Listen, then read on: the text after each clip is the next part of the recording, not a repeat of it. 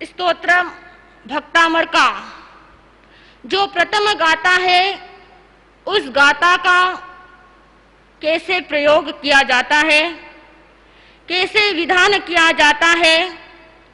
हर आदमियों को, हर मानव को कोई न कोई क्या रहती है, समस्या रहती है।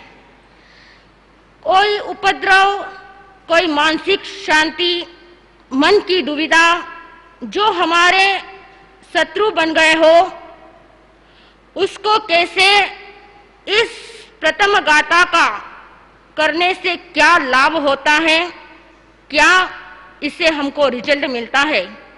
भक्तामर स्तोत्र का इतना प्रभाव है, एक एक गाथा के अंदर किन किन किस किस का लाभ होता है।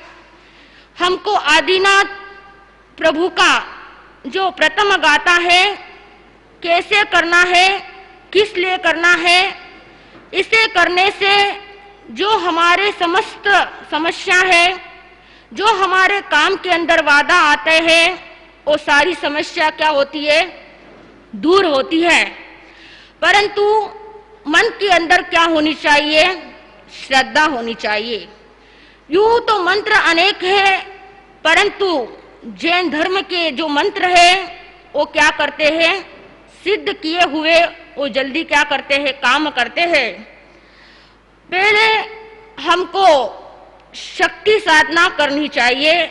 जो हमारे मन के अंदर संकल्प होता है कि अब मेरे इस कोर्ट के अंदर मेरा क्या नहीं हो रहा है, काम नहीं हो रहा है, पहले मंत्र की क्या करनी चाहिए, साधना करनी चाहिए। तो वह मंत्र है ओम राम रीम रूम क्रीम हूम क्रोम होम इम नमः स्वाहा। इसकी जो एक माला आपको क्या करना है, सुबह फेरना है। इसके बाद एक प्रथम गाथा जो भक्तामर स्तोत्र की, उसको क्या करना, 21 बार फेरना है। भक्तामर प्रणत मौलि मणि प्रभाना मोद्योतकं दलित पापतमो वितानं सम्यक् प्रणम्य जिनपादयुगं युगाद बालं बलं भवजले प्रततां जनानां। यह प्रथम क्या है, भक्तामर स्तोत्र की प्रथम गाथा है। इस श्लोक करने से हमारे जो उपद्रव है वो सारे क्या हो जाते हैं, शांत हो जाते हैं। इसके बाद आपको रिद्धि मंत्र का क्या करना, जाप करना है। प्रभु जी मेरी रंग दो दरिया,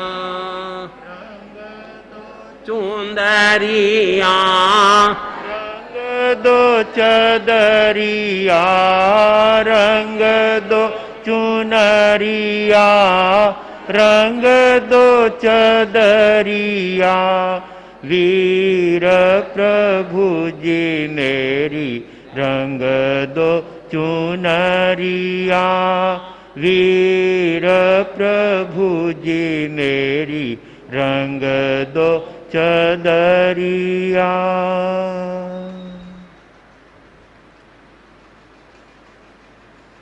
अनंत ज्ञान दर्शन के धारक,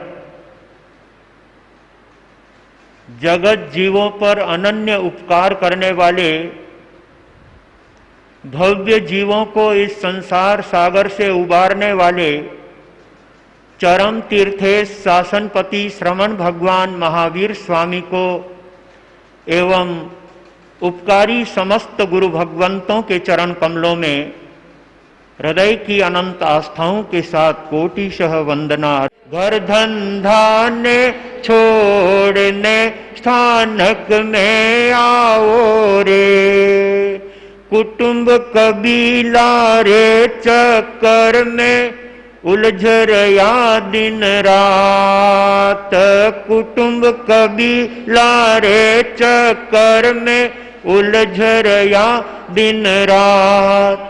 थारो मारो करता करता कहीं न आयो हाथ सजनो, आनंद मंगल चाओ रे, घर धंधा ने छोड़ने सत्संग में आओ रे, घर धंधा ने छोड़ने सत्संग में। अरे धन जो बन को नहीं भरोसो, पल में छेह दिखावे, तन धन जौवन को नहीं भरोसो, पल में छेह दिखावे।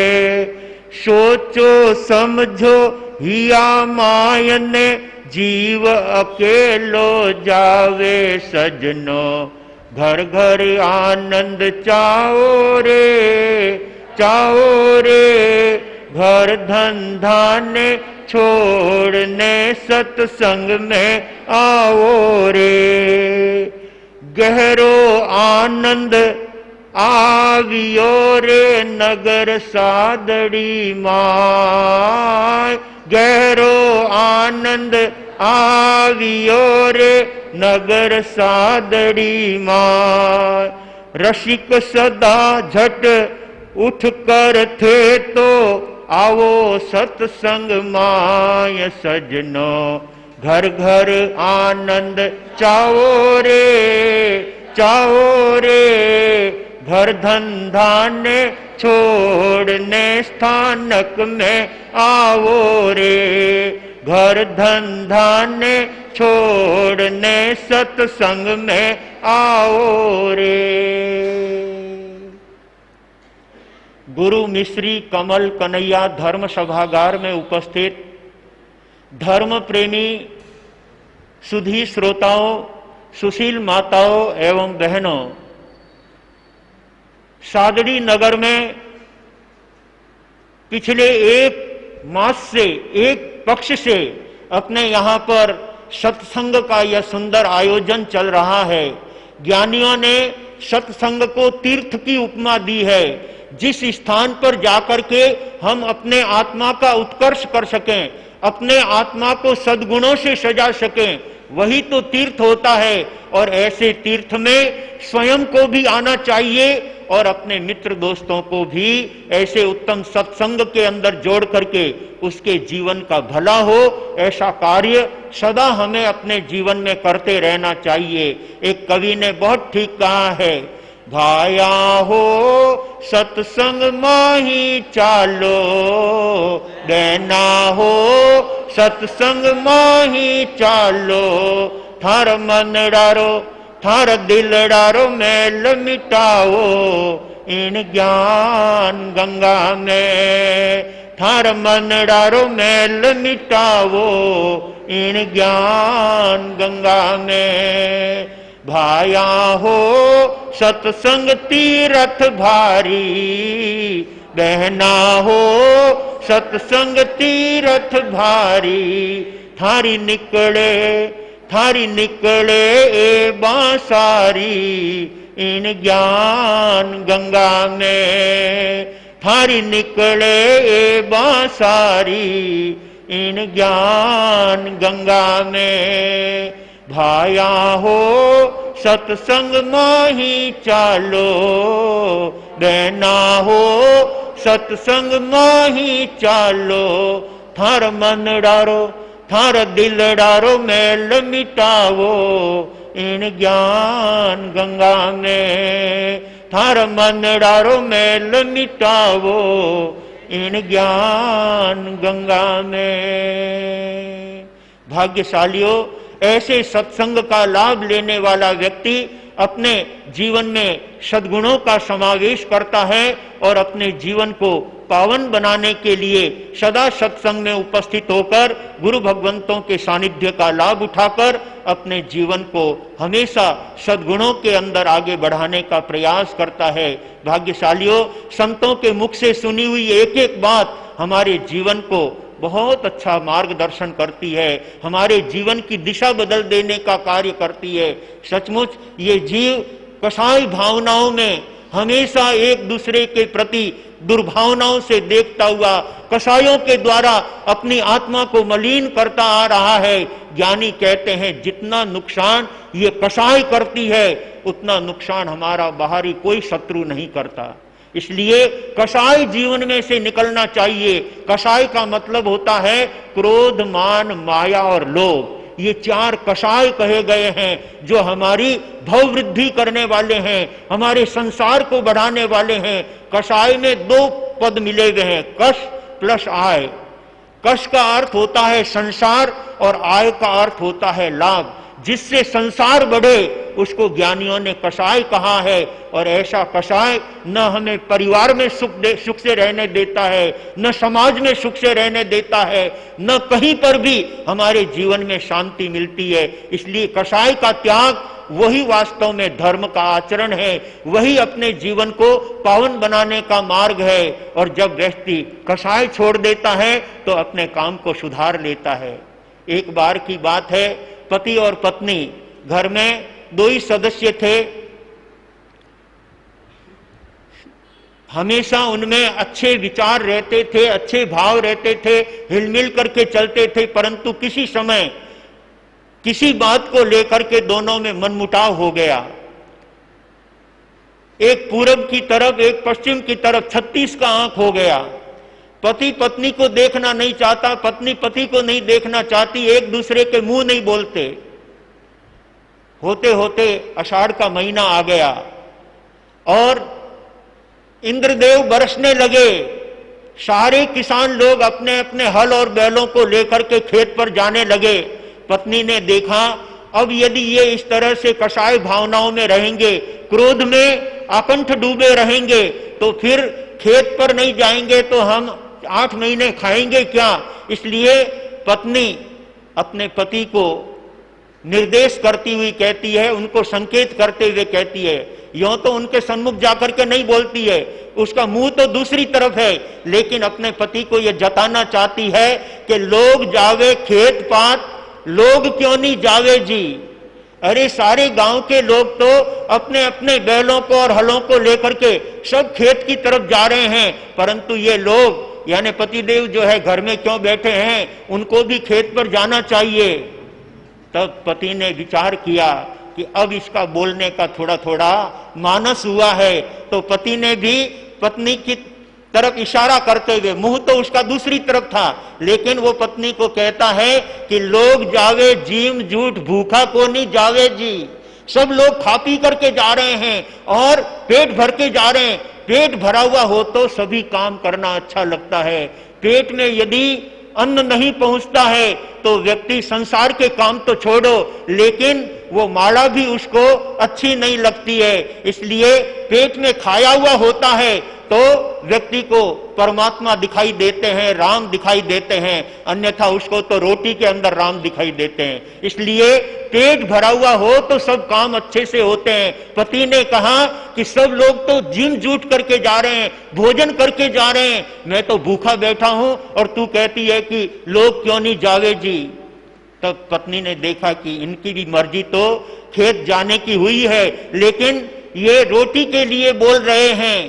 तब पत्नी ने देखा मैं क्यों ले जाकर के परोसूं, इनको इच्छा हो तो अपने रोटी मैंने बना रखी है, छींके पे पड़ी है और उतार करके उसको क्यों नहीं खा लेते हैं। तो पत्नी इशारे में कहती है कि छींके छींके पड़ी रोटियां उतार क्यों नहीं खाओ जी। जब आपको रोटी खाना है तो मैंने रोटी बना करके रखी है, छींके पर पड़ी है, उसे उतार करके रोटी आराम से खा लो और खेत पे जाओ। जब पति ने देखा कि इसकी भी मर्जी तो पूरी है खेत पे भेजने की, लेकिन हाथ से नहीं परोसना चाहती है, और जब तक व्यक्ति आमने सामने जो है प्रेम से आकर के कोई बात नहीं करते हैं तब तक काम बनता नहीं है। पति ने भी अपनी ईर्ष्या भावना, कषाय भावना, क्रोध भावना को एक साइड में करके और वो पत्नी को कहने लगा, इतनी बोला चाली होगी लाई क्यों नहीं देवे जी। जब अपने इतनी बोला चाली हो गई है, इतना प्रेम से एक दूसरे के प्रति बोलना हो गया है, तो झट ला करके मुझे भाना परोस दे, मैं भोजन करके मैं भी खेत पर चला जाऊंगा। तो ज्ञानी कहते हैं जब तक कषाय भावनाओं में लोग उलझे हुए होते हैं, तो अपने घर का काम भी सुधार नहीं सकते, अपने घर के काम को भी वे आनंद से नहीं कर सकते। इसलिए जीवन में कषाय भावना हर जगह आत्मा को दुखी बनाती है, कषाय से आत्मा संतप्त होती है। अपने जीवन में यदि कषाय को छोड़ेंगे तो हमारा जीवन सुख के क्षेत्र में आगे बढ़ेगा और अपने जीवन के अंदर हम लौकिक दृष्टि से भी सुख और आनंद प्राप्त करने वाले हो सकेंगे। पति और पत्नी के दोनों के प्रेम पूर्वक बोलाचाली हो जाती है और दोनों एक दूसरे को प्रेम से आकर के, पत्नी रसोई परोसती है, उनको थाली परोसती है और उनको प्रेम से जिमाती है, मीठी मनवार करके जिमाती है। पति देव भी भोजन करके अपने हल और बैलों को लेकर के खेत पे चला जाता है। कषाय भावना जब जीवन में से निकलती है तब हम अपने हर कार्य को अच्छे से सुधार लेते हैं। कषाय पग पग पर आत्मा को दुखी बनाता है, पग पग पर आत्मा को संतप्त करता है। ऐसा जानकर इन कषायों का जीवन में से त्याग करना चाहिए। ये कषाय के द्वारा किए हुए कर्म बंध भव भव के अंदर आत्मा को रुलाने वाले हैं, आत्मा को कष्ट देने वाले हैं। अतः कषाय और विषय ये दोनों हमारे जीवन में छोड़ने योग्य है। जो इस बात को अपने जीवन में समझ लेता है और उसके अनुसार वर्तन करता है, उसका जीवन धन्य धन्य बन जाता है। भाग्यशालियों, कभी कभी व्यक्ति अच्छे कार्य करते हुए भी अपने पूर्व संस्कारों को लेकर, पूर्व भव में किए हुए किसी दुष्कृत्य को लेकर, किसी पाप को लेकर, किसी अज्ञान को लेकर जीवन के अंदर दुखी बन जाया करता है। लेकिन उस समय में भी यदि व्यक्ति समता भाव में जीता है तो अपने कर्म क्षय करके अपने आगामी जीवन को सुंदर और सुखद बना लेता है। और ये बात चंदन राजा और मलयागिरी के चरित्र से हम यहाँ पर क्रमशः सुनते आ रहे हैं। चंदन मलयागिरी का चरित्र जो हमारे जीवन में बहुत सुंदर प्रेरणा प्रदान करता है। हम उनके जीवन चरित्र को सुनकर अपने जीवन में भी हमेशा सद्भावना पूर्वक जीने का प्रयास बनेंगे।